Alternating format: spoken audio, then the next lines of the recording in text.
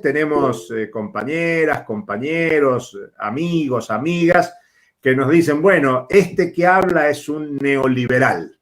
Es común escuchar decir, este es un neoliberal, o esto ocurre por las políticas neoliberales.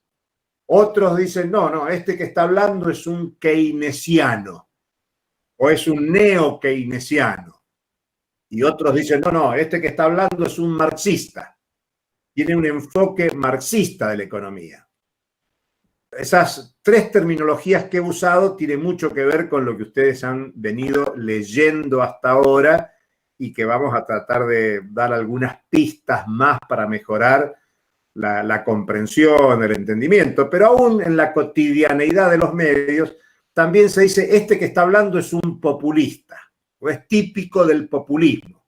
O sea, ya ahí se aparece con una connotación política en el lenguaje, cuál es el trasfondo teórico que hay detrás de un discurso. También se puede escuchar, este que está hablando es un monetarista, este es un ortodoxo, es un heterodoxo. Bueno, muy bien, son todas calificaciones para identificar a cómo se asocia un determinado discurso sobre los temas económicos con alguna corriente del pensamiento.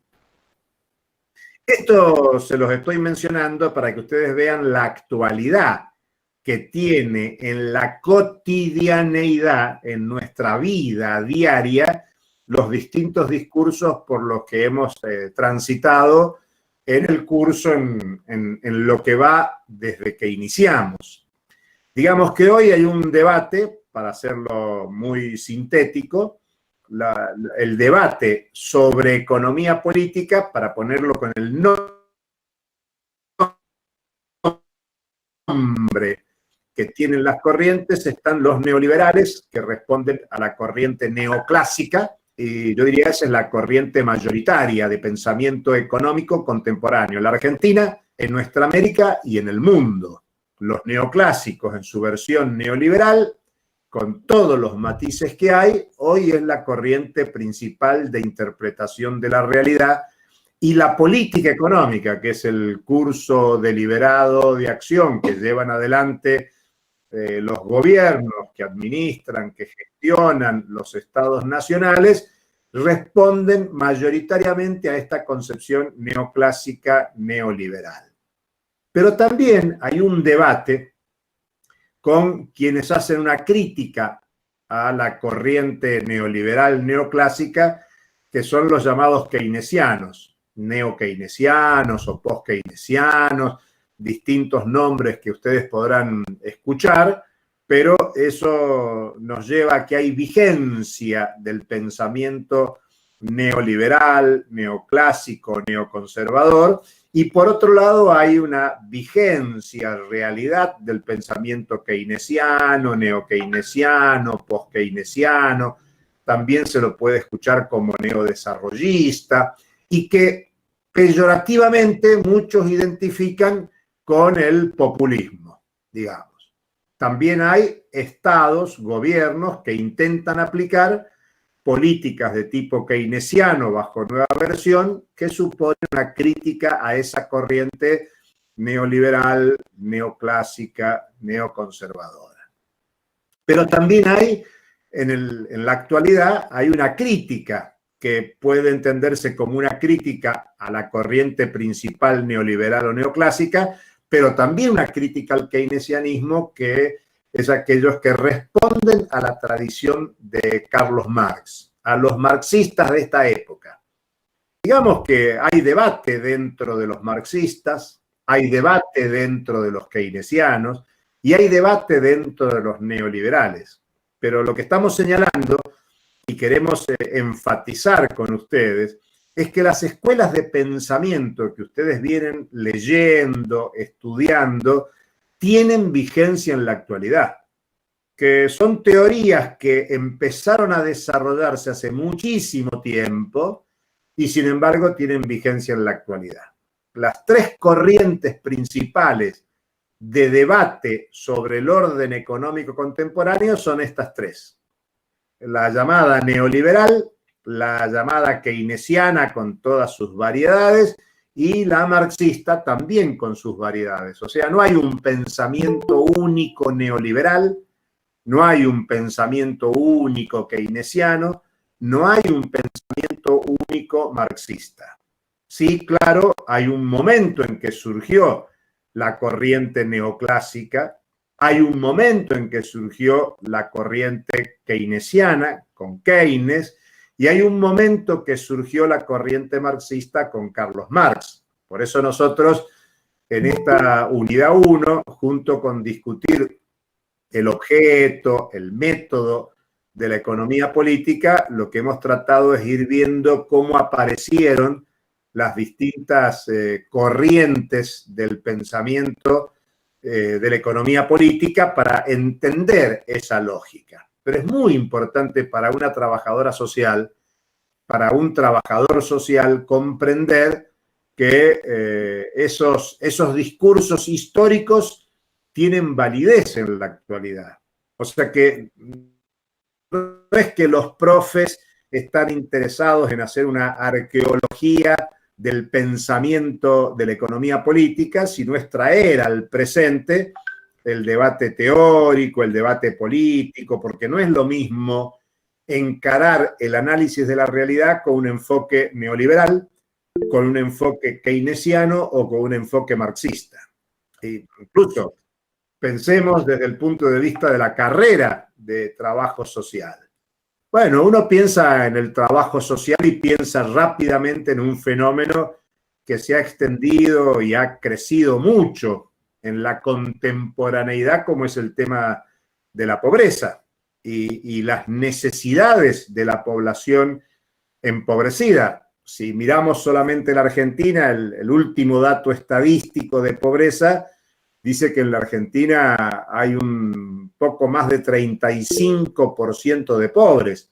Más grave es si pensamos en los niños. Los menores de 14 años son el 52% pobre en la Argentina. Algo así como que más de la mitad de la población infantil de la Argentina es pobre. Bueno, trabajo social está muy asociado al tema de la pobreza, a las necesidades de la población pobre.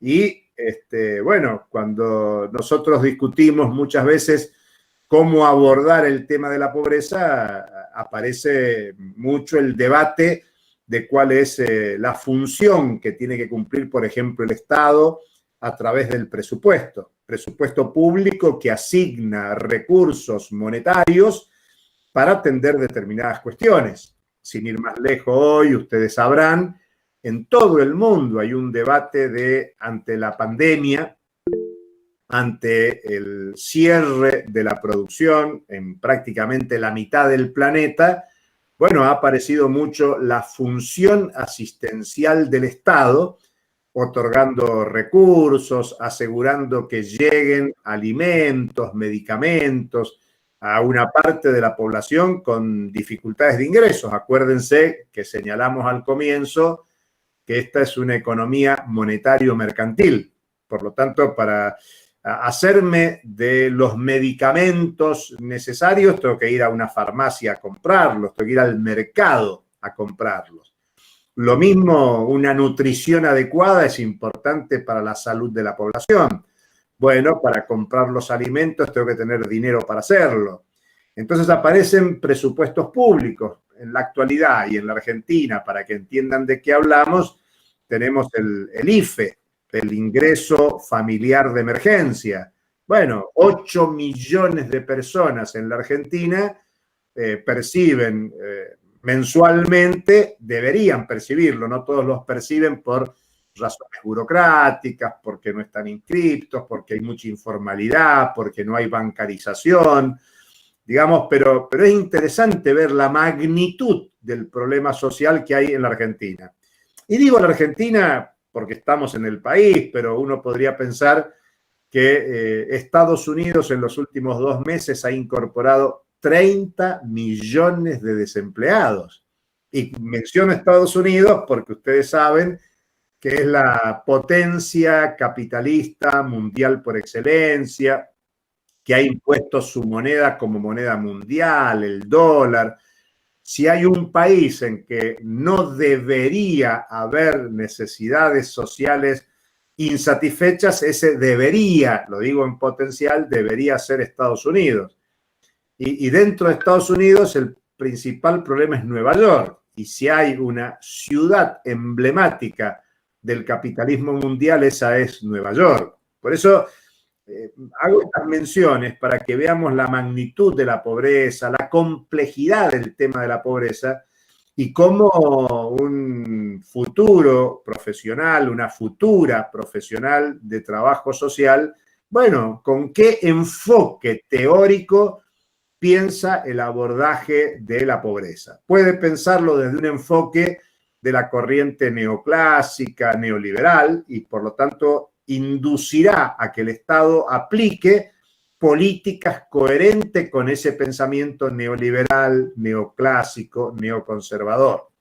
O podrá tener una concepción de tipo keynesiana, post-keynesiana, neo-keynesiana, y entonces enfocar el papel asistencial del Estado desde donde lo mira el keynesianismo desde que esto apareció en la escena política. Por eso es importante que estudiemos y veamos cuáles son los postulados de Keynes. Es más, durante esta semana, ustedes van a estudiar en el curso el pensamiento de la CEPAL, la Comisión Económica para América Latina, que surgió en el año 48, después de la Segunda Guerra Mundial, en pleno auge del keynesianismo a escala mundial, porque el keynesianismo, si bien fue una teoría formulada en la década del 30, se aplicó como política de Estado en todo el mundo después de la Segunda Guerra Mundial.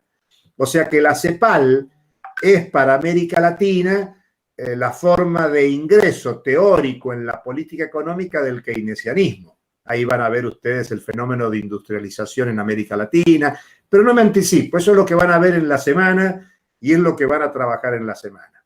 Pero quiero insistir que ustedes como trabajadoras o trabajadores sociales podrán tener un enfoque keynesiano para abordar los problemas económicos y en todo caso estimular, alentar políticas desde el Estado que atiendan esta vinculación teórica con el keynesianismo en los tiempos actuales, en el 2020. No es lo mismo el keynesianismo de la década del 30 del siglo pasado que en la actualidad. O también podrán ser trabajadoras o trabajadores sociales que tengan un enfoque marxista y por lo tanto aborden un enfoque crítico, ya no solo al neoliberalismo, sino incluso al keynesianismo, porque van a asociar el tema de la pobreza con el capitalismo y no tanto con políticas conservadoras o políticas keynesianas.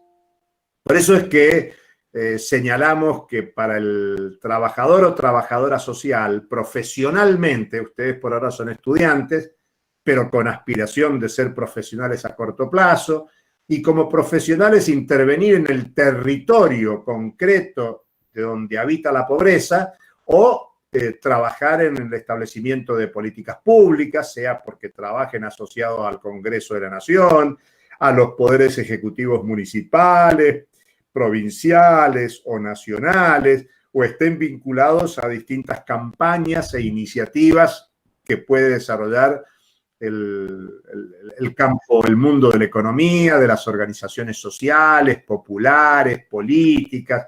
Digamos que el campo de acción del profesional en trabajo social es inmenso y la economía política le va a brindar elementos muy importantes. Y cada uno de nosotros, ustedes estudiantes, nosotros docentes, también tenemos nuestras opciones teóricas en este plano. Por eso es que nos interesa esta clase de consulta, de repaso, de pistas para que ustedes vean por dónde viene la evolución del pensamiento económico. Y en ese plano, decirles que la economía política es una disciplina teórica desarrollada por intelectuales que quisieron explicar por qué las cosas son como son en nuestro tiempo histórico.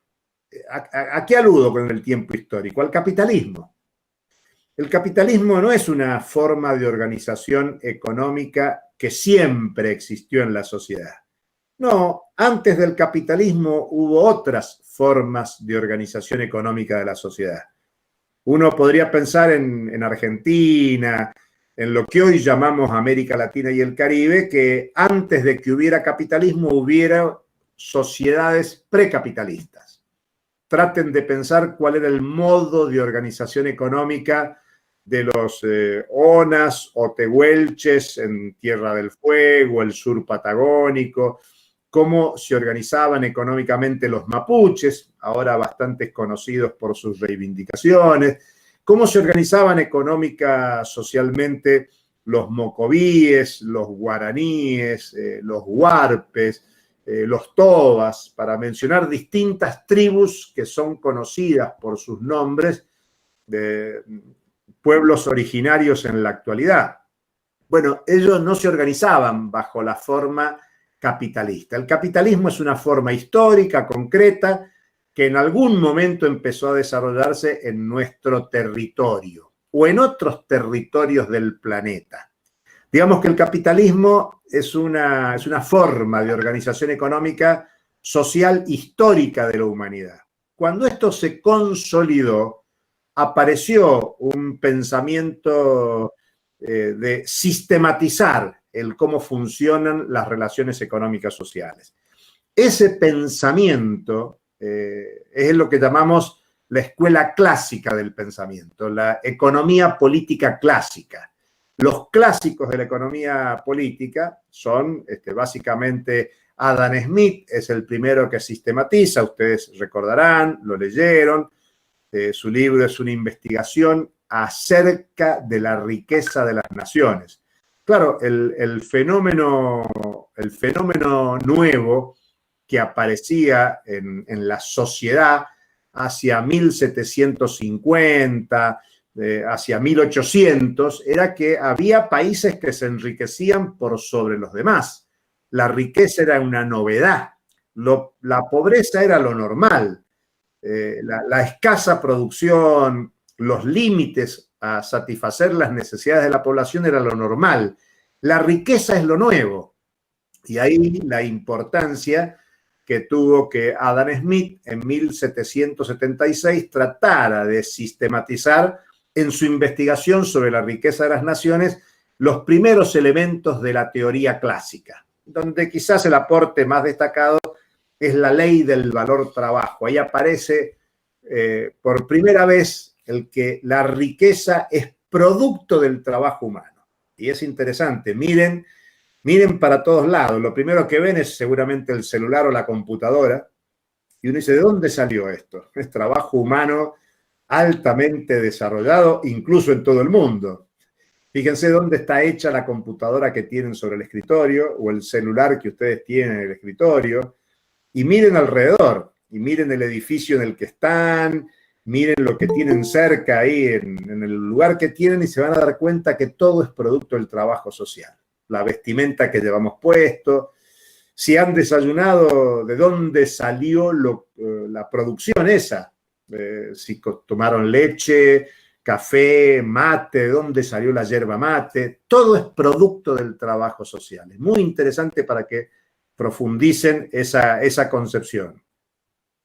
La escuela clásica del pensamiento es la primera que sistematiza, pero claro, no apareció de la noche a la mañana el pensamiento clásico. El pensamiento clásico se inspira en procesos previos, por eso nosotros hemos dedicado clases a explicar el mercantilismo y la fisiocracia. Digamos que el antecedente de los clásicos son los mercantilistas y los fisiócratas. Y aquí hay un tema muy interesante, que es dónde veían los mercantilistas lo más importante en el proceso económico. Los mercantilistas, y de ahí su nombre, mercantil, viene del comercio, el acento estaba puesto en la capacidad de comerciar, y el comercio era posible por el dinero oro, la capacidad de acumular metales preciosos. Quien tuviera más metales preciosos era el que podía intercambiar. Y piensen en la provisión de metales preciosos de América Latina a España, Holanda, Francia, Inglaterra, que son las potencias donde originariamente se desarrolló el capitalismo. Bueno, la importancia que tuvo los metales preciosos arrancados de América Latina para fomentar y desarrollar el comercio europeo, de alguna manera el comercio mundial.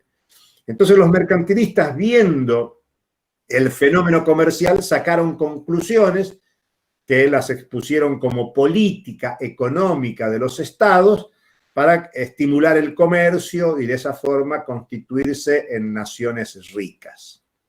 Los fisiócratas que sucedieron a los mercantilistas dijeron, no, el problema no está en el comercio, la riqueza hay que verla en la producción agraria, en la producción de la tierra. Claro, porque en tiempo histórico lo que se estaba desarrollando era una gran revolución agraria, la producción agraria, la producción de alimentos aparecía en el centro de la cuestión. Y por eso los fisiócratas agregaron como un tema muy importante una ruptura epistemológica de que no era el comercio el generador de la riqueza, sino la producción. Y dentro de la producción agraria.